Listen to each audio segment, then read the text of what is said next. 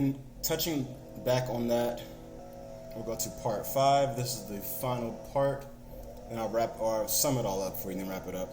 So part 5 here, change the color for this one as well. I think this one, let's just say part. So part 5 will be your pair and asset to the actual session. So as you kind of can put together, certain pairs move better during certain sessions. So I did mention this, like USD pairs move better than, they'll move ideally in New York session, or EU or GBP pairs will move better in London session. So certain pairs, like let's say JPY pairs, they move better during Asian session. And Asian session does incorporate a lot of times like Tokyo session or Sydney session. So your JPY pairs, your your Australian pairs, so those type of things like AUD, they will move during Asian session as well. That's kind of an umbrella under Asian session. So your JPY pairs, your EU slash, I'll say Euro, your Euro slash USD pairs if you don't want to do Forex. Also, actually, let's say Euro USD, and we'll put a parameter, so GBP USD. And this does kind of incorporate all the other Euro or EU based pairs, so GBP USD and others, say etc. And that'd be better during London. Then you have NASDAQ, or just say indices actually, so like NASDAQ, SPX, gold, USD pairs. So say indices, gold, USD pairs, USD based pairs like USD JPY or USD CAD or CAD USD. Those type of pairs, CAD 2 moves better during New York session. This one's hard to see, I'll just make this one black.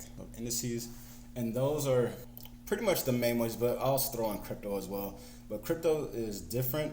So crypto, because everyone's is not really centralized, it's decentralized obviously, it will move globally, and that's why you see it's open always 24/7. So when they're trading on the weekends, you still kind of can with crypto because it moves globally, but it still has more volatility during the US hours, so during like New York session. So yeah, so trading outside of these assets, it'll be really unnatural. You might see those slower moves, or you might see the chart start wicking funny and that market just start moving really slow because it's out of session. Trading in session will help the market have its prime moves where it's having those good trend or clean trend ideas and have clean price action during its session. It's important to know that you're trading the proper asset whatever session it correlates with. So like you said, JPY pairs better during Asian session, or Europe pairs during London session, and USD pairs during New York session. This is important to understand that so you can know when to take advantage of price and how to, or understand why it moves the way it moves. So just wrapping it up here, I'm just going to consolidate and summarize everything. So the pros and cons for each session really quick. Asian session will be low spread, it'll be tighter and cleaner price action, smaller range trades, and could be easier to read because there's not going to be too many fake outs or too much crazy volatility, but that's the big pro for it. It's going to be a slower session, a little more cleaner.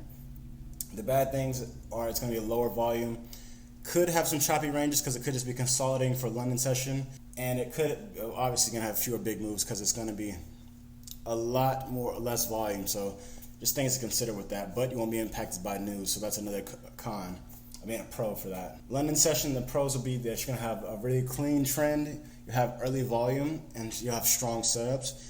The cons are that you'll be impacted potentially by news, but you could also see a really sharp reversal in any of your positions at New York Open.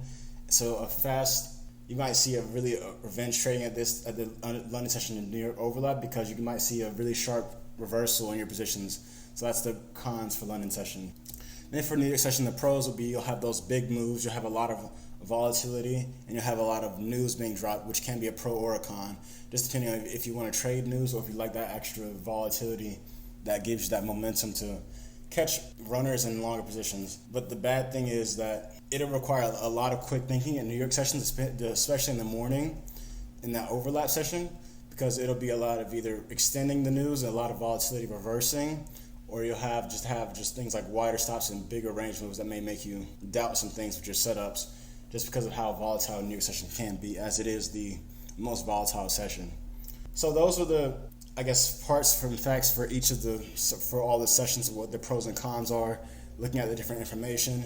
So I'll wrap the video up here. You guys make sure to check out some more content on the channel, like and subscribe, and I'll see you guys in the next video.